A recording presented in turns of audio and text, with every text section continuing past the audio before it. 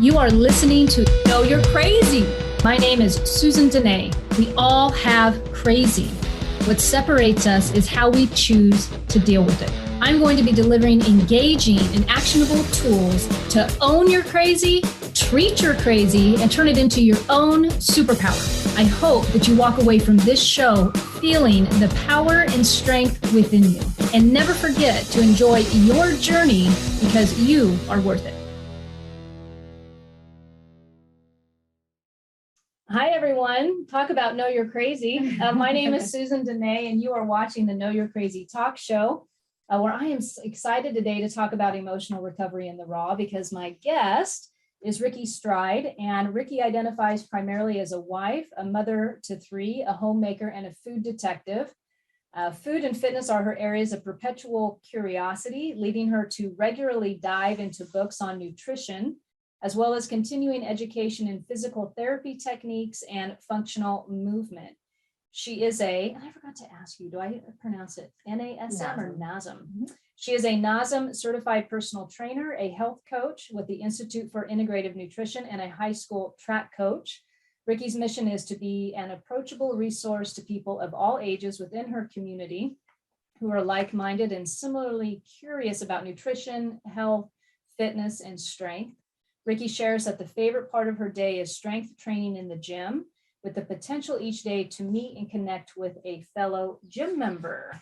So welcome to the show. Thank you. It is so good to have you. It's really nice to be here. Thank you. Yeah, and I think you fulfilled your bio because that's how I met you. That is true. And that is a regular thing for me, and I love it. For being an introvert, it's amazing how much I love that, meeting people like you who walk up to me and just say, hey, let's talk. Well, I'll tell you what inspired me about Rikki. Or inspired about you was I'm sitting in the gym. I'm doing some weightlifting, some free weights, and I look over and I see this woman, approximately probably my age, and she's got this barbell with these huge weights. I'm curious how much weight you were lifting that day. I mean, it looks huge, and it's remind me of the name of the squat. Oh, I was doing Jefferson squat. Jefferson squat, and it was so impressive that your stature, your form, everything was spot on. Thank you. And I just was watching you and I was like, I got to talk to her because that is somebody who knows what she's doing. Well, thank you. Yeah. And so that's what inspired me to come up and talk to you. And because of the show, I'm always eager to speak with somebody who is an expert in the health area. A lot of times, as most of you know who've been watching the show, I share on emotional recovery and just life, really. In 4 key areas, and it's our career, our health, our relationship, and our finances. And so when I saw you, I was intrigued, and that's what started the conversation. And then, like most things, we see each other at the gym a few times now. That was the first time we ever met. Right. And we both been, how long have you been going to that gym? I'm going to go with about 14 years. Oh my goodness. And so I've been there 7 years. And that's the first time we met. I'm sure we've crossed paths and didn't even know it. Maybe. My husband says I walk around life with blinders on. And I think it's just that I don't want people to think that I'm watching them in the gym. And so I just kind of just do my own thing until somebody comes up and like elbows me, hey, let's talk. And then of course I'm happy to talk. So that's good that you look around and just learn from other people. Well, I think that's important. Yeah, I think it's really important. That's good. And so we're going to totally dive into the uncomfortableness people can experience when they first go to the gym. Oh, yeah. The initial trepidation that we may have, and not just with the gym, but any group activity that you're joining into. Most of the audience knows that, I've been in recovery from addiction and alcoholism for this month. I celebrate 21 years. But part of that is also finding your community, finding out who inspires you, who has something that you want. And so really how important it is to enmesh yourself almost in the type of people that you want to become or that you are. Right. And it helps with that motivation. In fact, the other day we were in the gym and we were actually talking about the importance of that, of being able to connect with people who are like-minded. Yes. Yeah. So I'm interested. What made you change it up? Was it 14 years ago? What's the story? How is it for you now today, working out, taking care of yourself, busy mom, health enthusiast, nutrition, I mean, all of these things. Like, what is your experience? So that was not a time of change for me when I joined what was Gold's Gym, which is now 425. Yeah. I had just leapt from one gym to this one just because I wanted a bigger gym. The one that I was at was pretty small. And I just thought, it's time. The rate was good.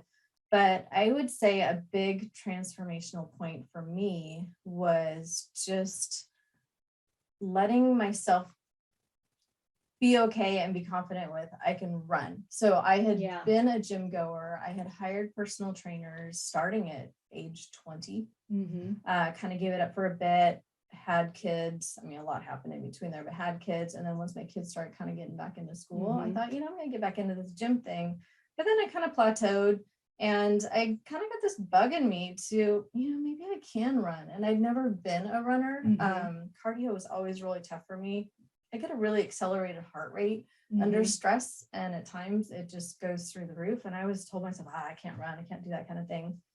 But I started running half marathons at about age 40. So like, what is that? 2000, gosh, I've already 2011 or so. Like, what year was that? And I guess what went through that process is just going, I don't feel any more fit. I just feel hungry all the time. And then I even started gaining a little bit of weight because I felt so hungry. And then just realizing, hey, running 5 miles only burns 500 calories. You can't add an extra 1,000 calories of consumption and expect to burn it off. So then I would say then the next big thing was just meeting at a running expo a nutrition coach. Her name was Amy Gallo. She runs Vibrance Nutrition. And she asked if she could sign me up for a newsletter. I got on her newsletter and she gave so much information, free content to people who she sent her newsletter to about things like the hormone insulin, the hormone cortisol that I'd never even knew about. So informative. So informative. Yeah. And it was one of those things where I gobbled it up. I'm sure other people read it and just went, whatever. But I read it and I went, whoa, this explains so much. I did the same thing. It explains. I did the same thing. It's like your eyes have been opened. And then I just asked her, this is so great. What else should I read? And so she recommended some authors. And next thing I know, I'm just one book after another. This is so amazing. But then, of course, as I've explained to you at some of our talks in the gym, you feel sometimes like you read so much that then you just go, this guy conflicts with this guy, but yet they all sound so plausible. And so just finding what works for me. And that's been the last 5 to 6 years. It's just finding out, even though ketogenic is amazing for some people, it doesn't work for me. Even though veganism works for some people, it doesn't work for me. And just figuring it out. That is, so I'm trying, like, as I'm listening to you, I've got questions. So I'm going to back up to the marathon runner. What kind of training? I've only known one other person that's really dedicated their time to marathon running. And it was my old neighbor. He moved away, but he was saying the training is completely it's different, right? It's like a part-time job. You spend a lot of time. But, and so the calorie intake, and you were 40 at that time. And so as you guys know, the title of the show was Strength and Fitness After 40, because I had started back to the gym at 40 or returning back to physical fitness at 40. Similar reasons to you. Children were older, whatever the calling is. And so at that point, as you were noticing, was the body changing? Was that surprising to you? Like noticing, for example, the calories. Well, one, the imbalance, obviously, of what you're burning and what you're taking in. So there's always that.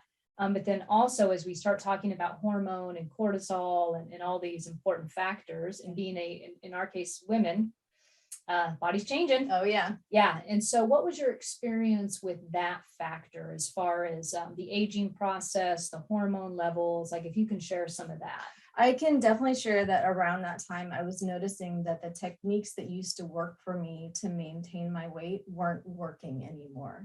It used to be all it would take is a simple day of just kind of scaling back on, maybe don't have sugar for the day, have a lighter dinner than usual. And then the next day I'm like, boom, the jeans fit again. And then around, I would say, age 40 to 42, I started noticing that it was the simplest hiccup that would make me gain weight. Yeah. You know, going out with a friend and having birthday cake or something like that. They would take me a week to recover and seriously get back into the jeans again. Yeah. And I mean, and that's not an exaggeration either. And so just, it felt that my body was punishing me for small little things that I did, but then not rewarding me for all the work. So I would say that that definitely was what propelled me into, okay, long distance training or long distance running is not working for me. Yeah. And that definitely coincided with learning about cortisol. And so cortisol, for those of your viewers who don't know it, is our stress hormone. And it's activated through life stress. You know, you're going through a divorce, something like that, a loved one dies. It's it can be work stress, or it can be stress that you impose on yourself in the form of running or cardio, like high heart rate for anything more than about 40 minutes. So most things that I've read have said that if you keep your cardio below about 40 minutes, it's healthy. It's good for your heart. It builds your heart. Once you get past about 40 minutes, your body starts feeling like, okay, is the lion that's chasing us ever going to go away? Because I'm getting worried now. And so that elevation of cortisol does kind of put you into fat storage mode. And so, you know, I learned about that and I was thinking, well, maybe that's why running for hours, not every day, but when I did run, it would be for hours, isn't working for me. And so I guess I don't know exactly how I started learning more about just strength training and just building up muscle. But it was around that time that I went, I'm going to head back into the gym and just start doing more heavy stuff. And it was in 2017 that my oldest son was graduating from high school. And so that would make my kids 17, 15, and 11 at the time. And they really, while they need me, they don't need me 24 hours a day. And so I thought, okay, now's the time. I'm going to do something. So I attended a 6-month course in basically how to become a personal trainer, which is not necessary. You can become a certified personal trainer by studying and passing a test. But I wanted to learn more. I wanted to learn from trainers. So in 2017, went through 6 months of training and then passed my exam to become, NASM is National Academy of Sports Medicine. Thank you. And so it's so much easier to say NASM. And I loved it. I realized at that time, I really, really, really love feeling strong. You had a hunger for it. I had a hunger for it. And it gave me way more positive vibes than just running. What I really love about all of that is, so one, I'm going to relate and then I'll tell you what I love about it. So when my whole story was when I turned 40 and the kids were older to where, you know, the timing and everything was good. My story was I don't know what sparked it, but I thought I really want to live a long life, like 120 years old. I want to live this out all the way. And then I thought, well, what's it going to require for your body? Because being older or even living to 100, but being frail and weak and full of health issues is not really something to look forward to. That's not really living. So, all right. So what am I going to have to do to make that happen? And the one thing that popped in my head was you need to get strong. And then start learning about diet and all these things, right? But so similar to you, I had a hunger for it. And so once I started going back, I hired the personal trainer. And I think that's really important to advocate. I think it's important to advocate, you know, if I want to get good at something, it's good to hire somebody who knows ahead of time what's good to do and what's not good to do. And it gives you somebody, like, I don't know about if you ever experienced this, but it kind of made me feel more comfortable with the equipment. It made me feel more comfortable with what I was doing. I didn't feel like the crazy one out on the gym floor. Like, I mean, it's already, you know, kind of, it can be intimidating to go there anyway, in the very beginning anyway. So what I was saying about what I loved about you explaining that was the hunger, because I was just talking with somebody today and she was looking to go into another direction with a certain area of her life to look further into. But using it as an exploration, using it as something fun and exciting to learn about. Like, it doesn't have to just be, oh my God, I got to get to the gym today. Like, you know, I don't want to go to the gym. I dread it, or I don't want to go running today. I don't want to go walk outside by myself. All these things. But if it's used as an exploration, what can I do to learn more about this, to pique my interest, but then also build the confidence? Right. Yeah, I definitely want to key in on that, the confidence building part of it, because a lot of people will say things like, I hate the gym. And I don't think they really hate the gym. I think they just don't know what to do. Yeah. So they go in and they maybe see what other people are doing. And depending on what gym you're in, you can see people doing some pretty daunting things. I mean, I don't know about you, but some of those guys lifting a lot of weight with deadlift, I go, that looks scary and I don't want to do that.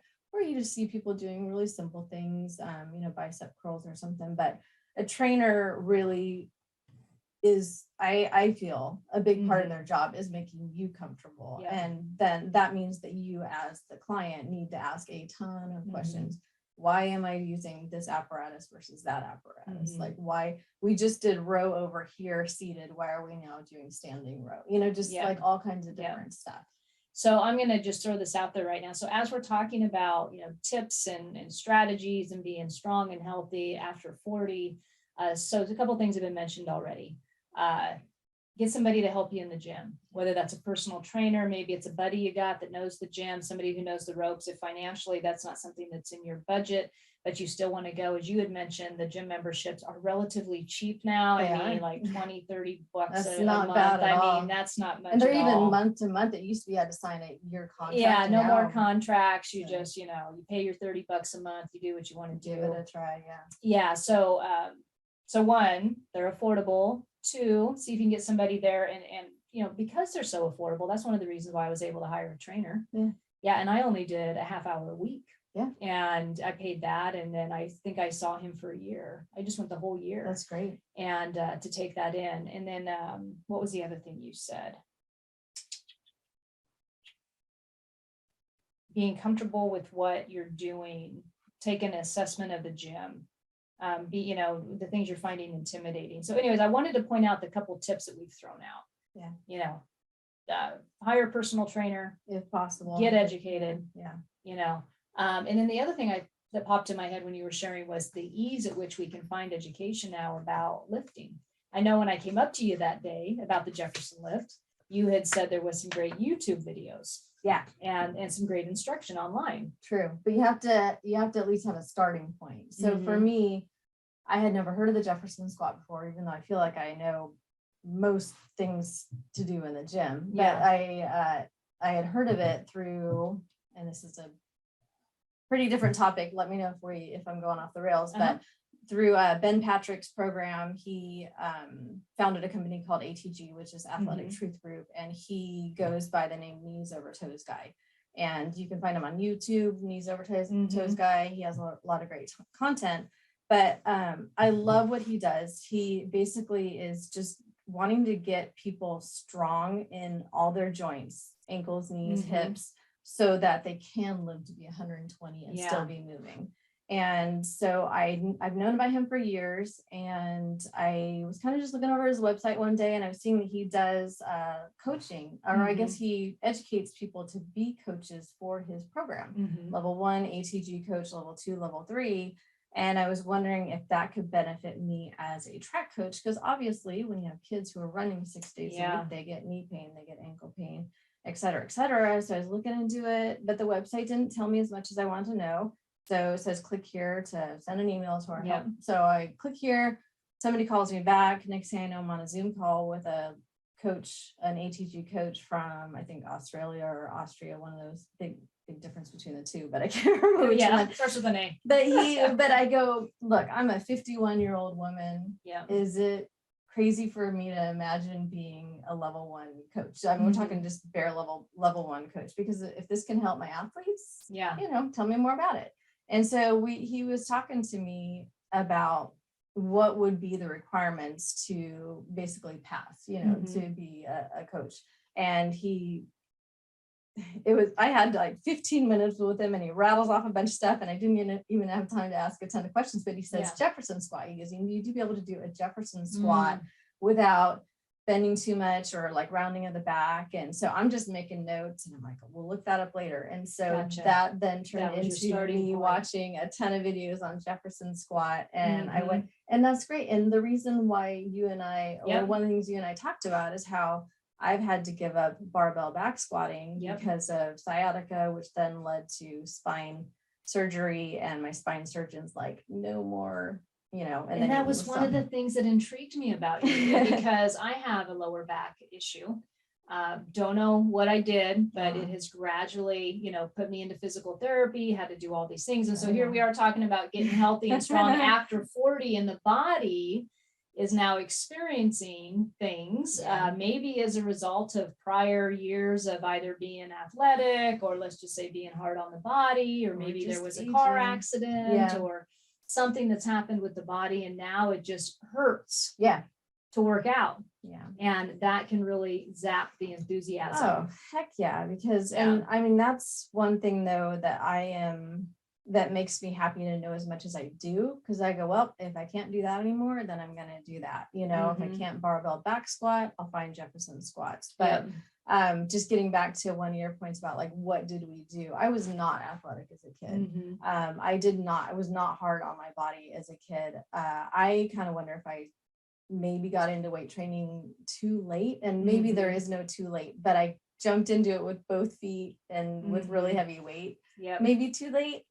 But the discs in our back, they just age. They just deteriorate. So when you look at the MRI of my back, and my spine doctor is pointing out these areas where they kind of look dehydrated, I think, or just less squishy. And I go, well, what do I do? And he goes, nothing. You're at the time, you know, I was like 46, 47 years old. He's like, you're aging, and you can only do so much to prevent that aging.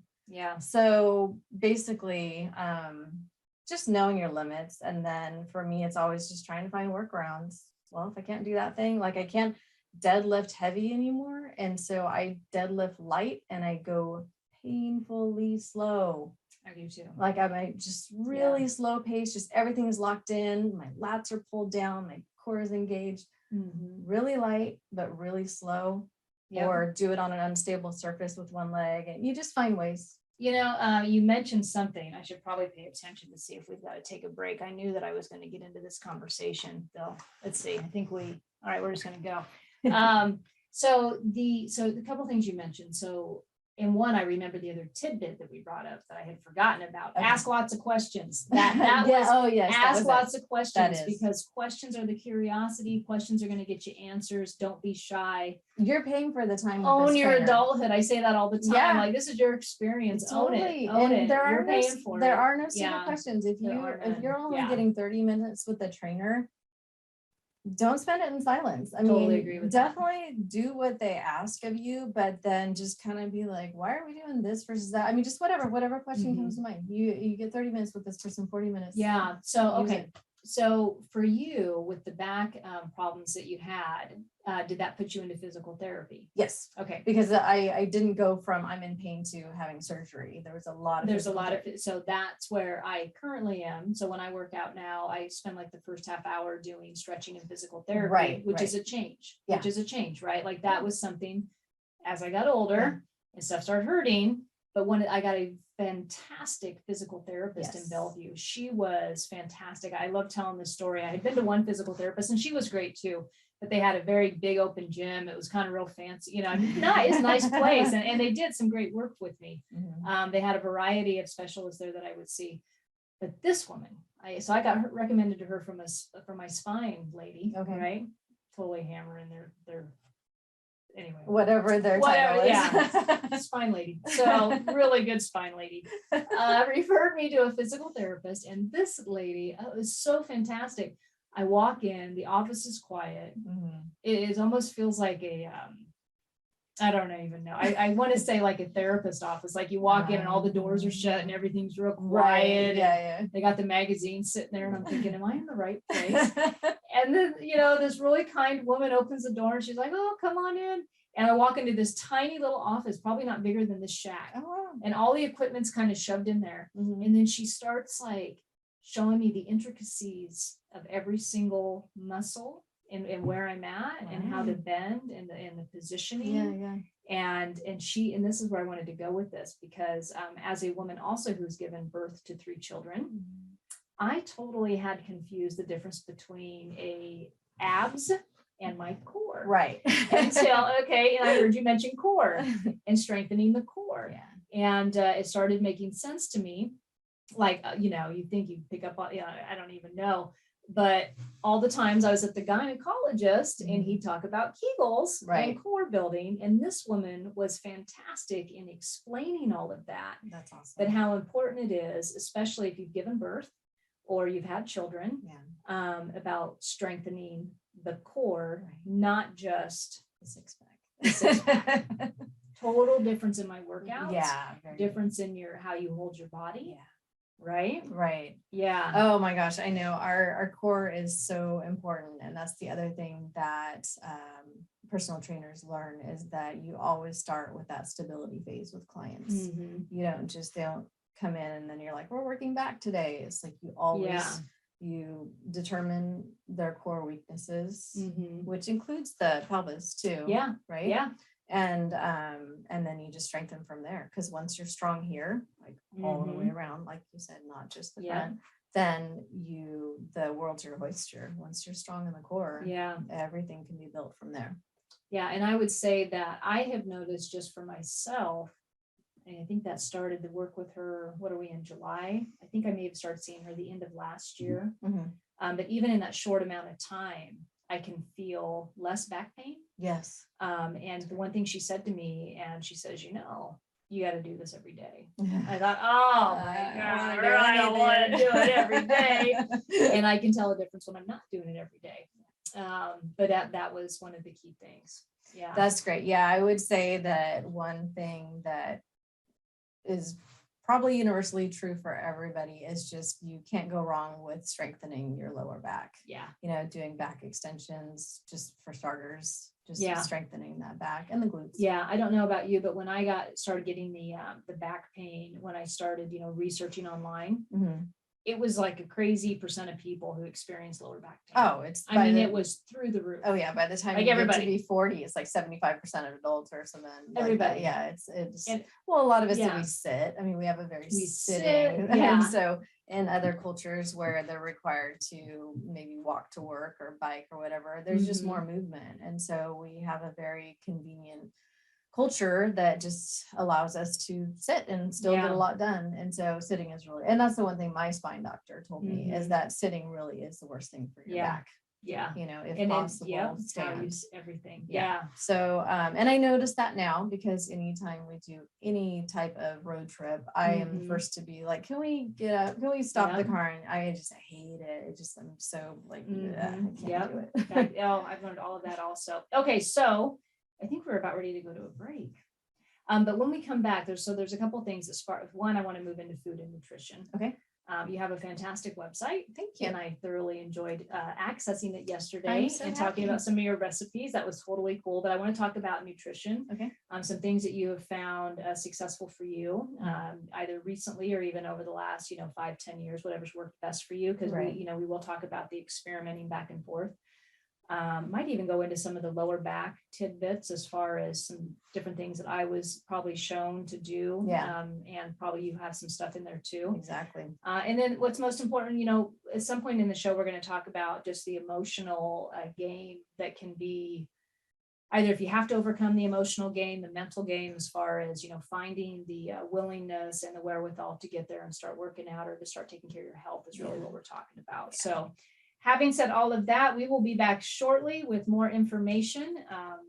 See you soon.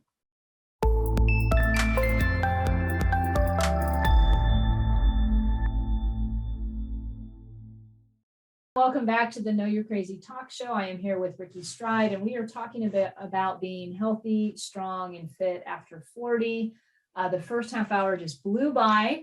The whole hour is going to be like that, I'm sure, because there are so many things to talk about. And we've talked anything from, when you're wanting to get healthy and fit, how important it is to surround yourself in the community of people that are on the same game as you. They're practicing the same things. They have something that you want. I had given an example of just recovery for a lot of times in alcoholism and addiction. When we recover, we find our community, we find people that have something that we want, they show us the way, and then we follow and then eventually become good at it and give it back. Similar to anything that you do. But when it comes to health and fitness and the example we were talking about, because we met at the gym, was just how key that can be in putting yourself in that energy around people who are focused on the same thing. Yeah. And a couple tidbits of, tidbits of advice, if that's what I want to say, that we were giving was, gym memberships are cheap anymore. They're less than $30 a month. They're on a month to month. They're no longer contracts.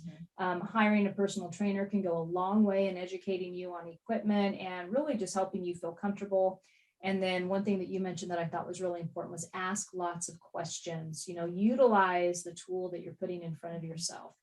And then something I threw in there was the effectiveness of being able to go online and really research, like if you're looking at YouTube videos or different workouts, and you had given the feedback of how important it is to, make sure that when you're researching these things, you've kind of got to lead into why you're looking into that particular exercise. Usually there's something that's been behind it. And you had given an example of a coach that you had been talking to, and that's what had led you to that Jefferson squat. And then knowing that when you are looking at something such as Jefferson squats, know what a good source is. And that's going to be tough for people who aren't really familiar with how to search in that area. But I know that bodybuilding.com is a great one. They're not going to steer you wrong, and because you don't want to be following the advice of somebody who really doesn't know what they're doing. So that's a great reference. So that's a tough one. I can't rattle them all off right now, but that's one that you found. Bodybuilding.com is a good one. Yeah. Alan Thrall is also amazing. That's first name Alan, last name Thrall. He's really great at coaching things, even the clean, which not like people watching this might be interested in knowing how to do cleans and power cleans and hang cleans, but it's just an example of how he'll break down things into pieces. And you want to be following the guidance of somebody who really knows what they're doing. A gentleman that I have followed and that I've recommended to many people was Thomas DeLauer. And so this will be a nice segue into the next section that we're going to talk about, which is nutrition, health, different things, strategies that you may find. I know that you and I both have something in common, and that is really experimenting with different types of diets, I guess is the best way to put it. And finding out that some work, some don't, and it really has to be a unique, almost like a unique branding for you and your body type and what works. And so I'm interested in diving into this with you. And so I just got to put this in there before I don't want to forget, but Rikki has this fantastic website and I love people with humility. So I'm just going to tell this story. So I meet Rikki and she's like, I was a certified trainer and, I'm seeing this fantastic, body form at the gym. I'm like, okay. And then we get to talking to get ready for the show. And she's like, well, I don't really have any, but I got this website. I look at her website. This is the most fantastic recipes. Oh, you're too kind. No, it's genuine. It was fantastic. In fact, yesterday for 4th of July, I went all comfort food, by the way. I was having company over. My website is good for that. But it's got great ingredients. And that's what I noticed. And so after myself studying stuff for the last 5 to 6 years about MCT oils, healthy fats, different alternatives for sugar. So the body's processing it different. You know what I mean? Like all of that, and your recipes hold all that in some there. Of them, the whole sugar. When you look at the sweet category, I definitely have sugars, but it's not. But you've also got some really natural, good stuff in there. So I made the cornbread. I made the mac and cheese. Yay. And I did some gluten-free options, which your recipes worked really well with. That's good. I only had to modify a little bit, which I was impressed with that because I'm not used to really cooking gluten-free that much. It's just something I'm doing right now. It's been recommended to me by my naturopath to do that for gut, right? Oh, and brain fog. That was one of the, his inflammation. Right. Yeah. So anyways, but your recipes were fantastic. So I just wanted to get that out there. That's great because as my website on the homepage says, it just started out as a means to share my recipes with my son when he was in school and needing to cook for himself. And I was hoping that he would cook for himself instead of doing Uber Eats every night. So I just started compiling a bunch of recipes. I just typed them up, took pictures of them when I was making them. And, it turns out to be a great resource because of all these cookbooks that I have on the shelf. Sometimes my husband's like, where's the one with that one recipe? And he doesn't have to do that anymore. You just go to the website, just type in search for zucchini and it'll tell you every page on there has zucchini in. And so it mostly is something that I've used within my family, but sure enough, I know people and I tell them about, I'll bring something over to their home and share it. This is great. Where's the recipe? I'm like, thestrides.com. And so people are going there I'm trying to add to it more. I just made a recipe the other day, and as soon as I made it, I typed it up. So I will tell you that I always give credit if I take the recipe from somebody else's website, because I don't deserve the credit for that. But I'll tell you what drives me bananas about people's blogs is that it starts out with a really long dialogue, and then there's a pop-up video and click here. And then I'm like, where is the recipe? I was scrolling on my phone, like, okay, where's the ingredients? And things are flashing at you. Are flashing. So I just want the recipe. I just want people, I want to get the recipe to people and just use the recipe. I don't need to make money off this. Just here's the recipe. So I'm really glad you enjoyed it. It was fantastic. That's great. Yeah, and easy to read. Oh yeah. In fact, I was on my phone in the kitchen when I was doing it, and I thought, I wonder if it's mobile friendly. Totally mobile friendly. Right. Yeah. Easy. Yeah. So, no pop-ups. And I love your explanations, and you are 100% honest with the fact that you do not take credit for anything else. You'll be like, I got this recipe off of this. I modified X and Y or whatever. That's what it is. Maybe I make a few modifications, but in general, Natasha'sKitchen.com deserves credit for the Philly cheesesteak sandwich recipe. You know, like she is the one who. So anyway, that was a pretty long offshoot, but I just wanted to say that I'm so happy that you enjoy the website. Oh, it was great, and so I definitely wanted to give you kudos on that. Thank you. So having said all that, what are some of the best nutrition things that worked for you that you've learned about over the last several years? Oh, I would say first and foremost, just getting rid of anything that's processed. Just as much as possible, just sticking to just basic ingredients. So give me an example of processed in case somebody's literally like, okay, well, is this processed? Is that processed? Absolutely. Like, I mean, if it comes in a box, that's usually a dead giveaway, but I would say anything that's like pasta based, flour based. I mean, flour is a processed food. It's a wheat plant that's been ground into something that then we turn into something else. But I would say that just, those are the two biggest things is like pasta and wheat. And I mean, just stick to basic ingredients, you know, as much as possible. Just stick to meats, vegetables, some fruits, and you can't really go wrong with that. So you keep, so mainly, you know, and this is old saying, but keep to the outside of the grocery store. The perimeter. Right? Exactly. Perimeter. When because those tend to be the perishable areas. Like I know in the grocery store I go to, there's dairy along the back and eggs. And then when you keep moving back, there's meat and then there's produce. And so everything in the center tends to be more of the, you know, the crackers and the cereals. I would say you don't have to have cereal for breakfast. I mean, fry up a couple eggs and slice up a quarter of an avocado and put some salt on it. And okay, you gotta slow down. You see, that is something, if I was watching this show right now, I'd be like, what did she just say? I'm going to take notes on that. Okay, so just repeat that. Seriously, that was good. The simplest breakfast that I have probably 4 times a week is just cut an avocado in half, cut it in half again. You got 1/4 of an avocado, slice it into very thin slices, sprinkle a little bit of sea salt, fry up 2 eggs in MCT oil, salt those a little bit. If you're a black pepper person, put black pepper on it. Put the slightly runny oaked eggs on top, of the avocado, and then just I know, so delicious. So okay, so I'm going to break this down. Okay, MCT oil. Why is that important to you? It's important because you can use that at any temperature of cooking. Unlike some other olive oil is a good example of something that is a great product, but once you cook it, it gets to a certain temperature and it becomes oxidized, and then your body, it's not as good in your body because then you've heated an oil that is best served cold. So olive oil, use it for salad dressings and stuff like that. MCT oil has a pretty high smoke point, so you can fry a pretty hot pan with MCT oil in it, and that oil remains healthy for you. I just learned something because I haven't thought about cooking like in a pan with MCT oil. So I've used avocado oil for the same reason, higher burning point, I think. Higher than olive oil anyway. Higher, but not as good as MCT oil. But not as good as MCT oil. And I never considered cooking with MCT oil. Absolutely. So cool. And it's flavorless, so it's perfect.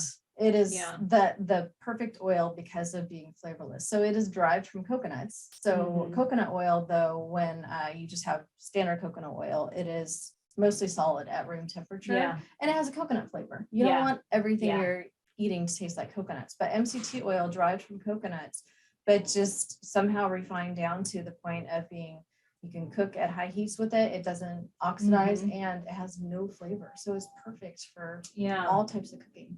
And I noticed your bulletproof coffee recipe. Mhm. And so that's one. Mine was very similar to yours. I think the only difference might be I add a little bit of salt to mine.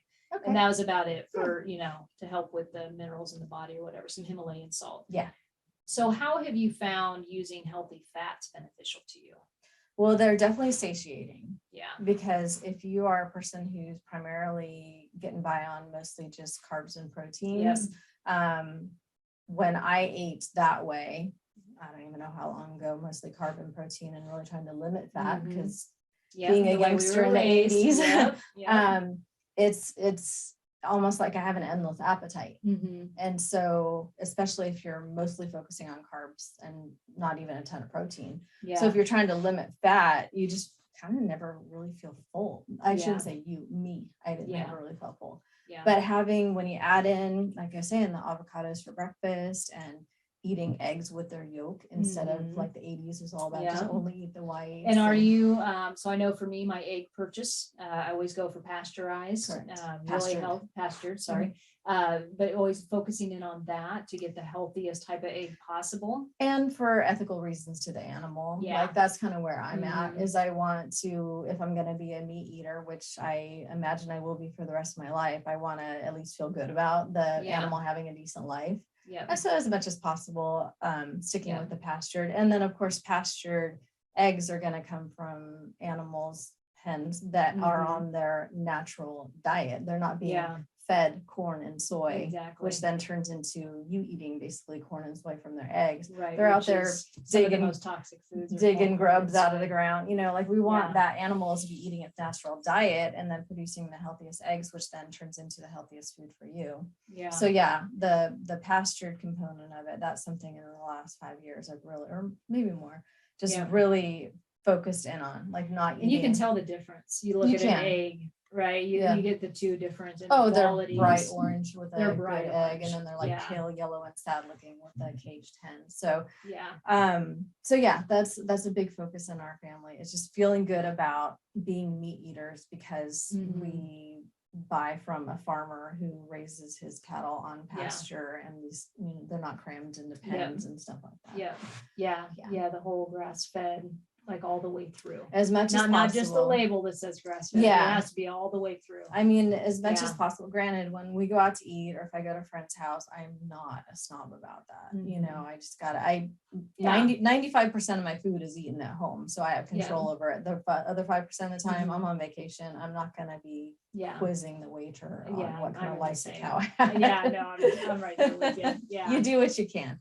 And that brings me to another good point about food in general is don't expect yourself to be 100% all the time. Give yourself a little bit of grace. I would say, if possible, 90% of the time, do what you think is the right thing, the best thing. 10% of the time, just kind of let go. You know? I mean, you have to be able to go out with a friend and have something that's enjoy life, right? Enjoy life. Don't micromanage all of it. Don't turn it into 50% of the time. Just do what you can. Okay, so I want to get your feedback on fasting.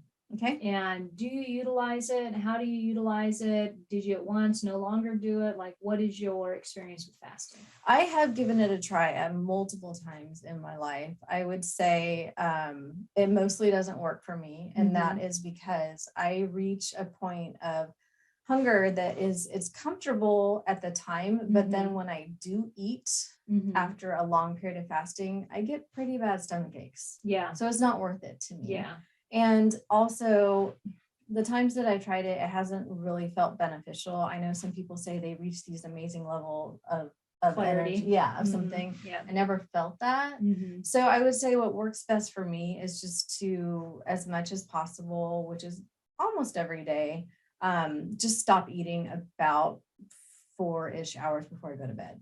Okay, that was going to be my next question. Is when you cut off. So for you, is that like about 6 or 7? 6 or 7, and then because I go to bed by about 11, and currently, and it's the way I sleep best, because if I eat too close to bedtime, I can actually wake up with acid reflux. It's like being horizontal with food in my stomach processing. So then if I eat too close to bedtime, then I have to prop myself up with pillows, then I'm not as comfortable. So I stopped about 4 hours before. And that works really well because I sleep well. I'm not going to bed hungry. I'm not going to bed full. Yeah.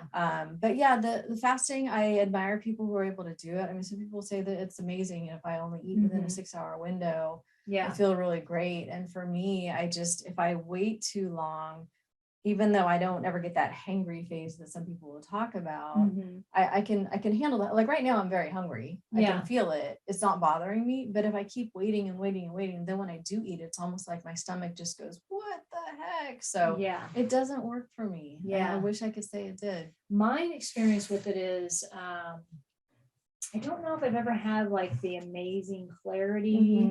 I may have experienced some good energy days. Okay. I like to keep 12 hours from, like, I just keep that in the back of my mind, 12 hours between the last meal and when I eat the next day. And so sometimes if I eat last meal and I'll snack. So that's what gets me is I'm going to snack on some dark chocolate, at about 7:30, 8 o'clock, watching a movie with my husband. Yeah. And that's where that'll get me. And so then I'm clocking, like in my head, I'm just aware, 8 to 8, 12 hours. And then I'll work out fasted. Right. And so, which I am just used to. I've always done that. I didn't realize I was doing that. Like even when I started back to the gym, because I was going to the gym so early. Yeah. Because, the routine was what it was. And so I didn't realize I was always doing that. So that always worked out for me to work fasted. And so I'm going to ask you this question. I'm going to move on to the mental and the emotional. And I'm wondering, where are we at? 5:50. I think I probably missed that last break, didn't I? Well, that's good. We don't need a break. Maybe she can send me a chat. I don't know. Okay. Anyway, we were talking about what do you do to refuel after a workout? Oh, like what works for you? And I think you were talking, I'll just let you say what we were talking about at the gym yesterday. Yeah. Okay. Well, my normal routine is that I wake up and within 30 minutes of waking up, I'm having that cup of coffee, which it is on my website, thestrides.com. It's like, I don't even know what I called it. I probably called it bulletproof. You did. Because we do use bulletproof brand coffee, and then we've tweaked the recipe from what the author Dave Asprey recommends. And the bulletproof coffee is important because of why? Well, it's not just caffeine. It's almost like it's going to slow down the caffeine because it has the fat in it. So it has MCT oil or coconut oil, and then unsalted butter. So it basically has like 20 grams of fat right there between those two. And it just kind of helps you metabolize the caffeine. If I just drink black coffee, I would be bouncing off the walls. And so the fat just helps slow down the metabolizing of it. And then it keeps you full because it's got 200 calories right there. So I'll have that first thing in the morning. Now, if I had a really light dinner the night before or an early dinner, maybe I need a couple eggs with a part of an avocado. Maybe I don't. But generally I'll have coffee. Within about an hour of that, go to the gym. And then if I did not have breakfast with my coffee, I would come home from the gym and be hungry. And so I would want some protein because I want to replenish the protein that you don't burn off protein in the gym, but you're tearing down your muscles in the gym and you need protein to refuel. So I will either, if I'm feeling lazy, I'll do a protein shake. If there's leftovers from last night, I'll have that protein, whether it's, some barbecued meat or something. Generally it's a large salad too. So large salad with a little bit more avocado, olive oil, and balsamic vinegar. So it really depends. If I already have breakfast, then coming home from the gym usually just means wait 30 to 60 minutes, have a protein shake. If I come home from the gym, I'm hungry, it's a meal, which is salad, protein. Okay. And so when you're doing a protein shake, is it just a powder mix that you like? Do you throw anything in there with it? Like, what do you do? I keep it simple because I don't really want my protein shake to be 500 calories. I want to have, because if I start doing that, then I'm skipping things like my salads. So today, I came home from the gym, had a very large salad, which is a dinner plate size torn up lettuce. And then I had some avocado on it, some feta cheese, balsamic vinegar, and olive oil. And then because I didn't have any protein already created from last night's dinner, I did a shake, which was just 8 ounces of unsweetened almond milk and 2 scoops of Primal Kitchen brand coconut vanilla whey powder. So it's like 20 grams of protein. Okay. So that, but if I'd had some protein already, like if I barbecue something the night before, I would throw that on top of the salad. So I keep my protein shake simple. I have a complicated, very filling protein recipe on my website, which is a meal replacement. Yeah. because it Okay. has so 'Cause much it in has it. the calories. It has and avocado in it. It has coconut shreds in yeah. it. Like almond butter or anything like that. I think I Yeah. put on there as being an optional. Yeah. So we're talking like 500-600 calorie shake. Yeah. And that's a meal replacement. Yeah. But sometimes I just want to eat. Like I want Yeah. to eat real food. And then just the protein shake is necessary just because I need protein. One more question. So when you have a sugar desire, Mhm. what do you do? Usually dark chocolate. Yeah. Yeah, and we keep that around. In fact, right now it's in my garage refrigerator because I'm tired of opening up the pantry and seeing it every time I open up the because Yeah. even though I think I'm not in the mood for Yeah. chocolate in the middle of the day, if it's staring right I at me. hide mine too. But we do Yeah. like 62 to 70%. And it's definitely sweet enough. If you have gotten off sugar Yeah. and you're not eating sugar on a daily basis, dark chocolate is definitely sweet enough. It really to is. Yeah, I fulfill do the that. same thing. So Yeah. that's kind of it. I mean, if I'm really, I do bake. We tend to have these, oh, it's Father's Day, do you want cheesecake? And I'll make a cheesecake and we'll eat it. Yeah. But on a general basis, if I'm in the mood for something sugary, it's dark chocolate. And it's just plain dark chocolate. There's nothing else in That's it. what I do. Yeah. That's what I do. So can you just put it in your mouth and melt and it is perfect. Yeah. Okay. So trying to think about how to do this recap. So, oh my goodness. So much great information. I just want to really thank you for being on the show. Thank you. It's been great. If someone was to come over and say, well, let me ask you, are you currently taking clients? Nutrition coach, or what do you got going on? I definitely could be a nutrition coach because in 2015 I did go through the program for Institute for Integrative Nutrition. And so health coach, that opened up my eyes to a lot, and I would love to educate people on that.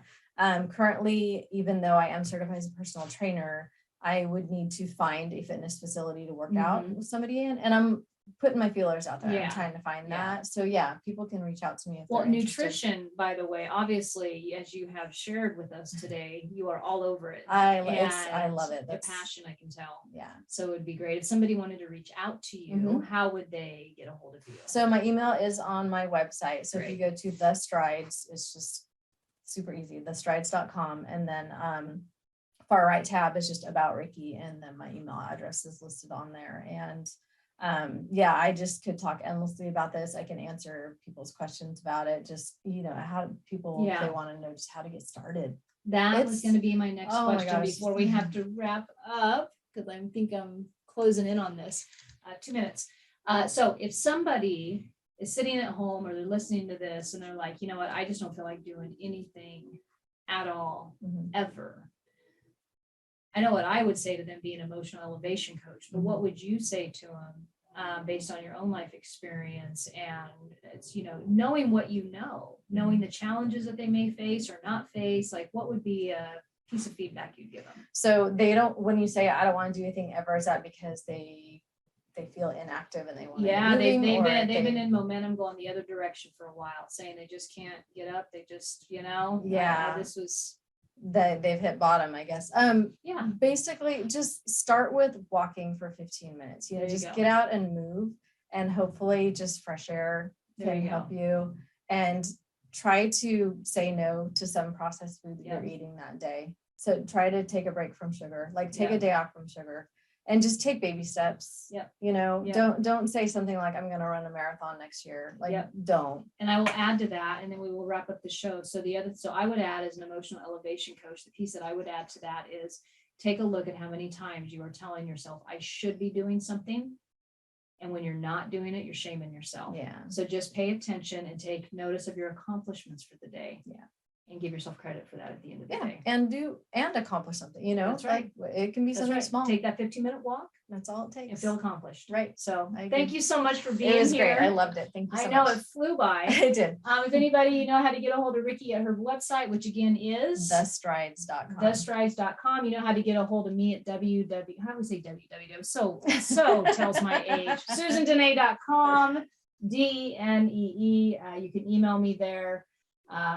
Rikki is available for nutrition coaching. I'm always available on one-on-one emotional elevation coaching or high performance coaching. So reach out if you're interested in any of that. Otherwise, have a blessed evening and enjoy it. And all to you in your health. Thanks. See you next week. You have been listening to Know You're Crazy. Crazy. And my name is Susan Denee. We are identifying, understanding, and treating your crazy one episode at a time. Tune in to transformationtalkradio.com. To connect with me or Growth Spurt Your Life, please visit susandenee.com. That's Susan Denee, DENEE.com.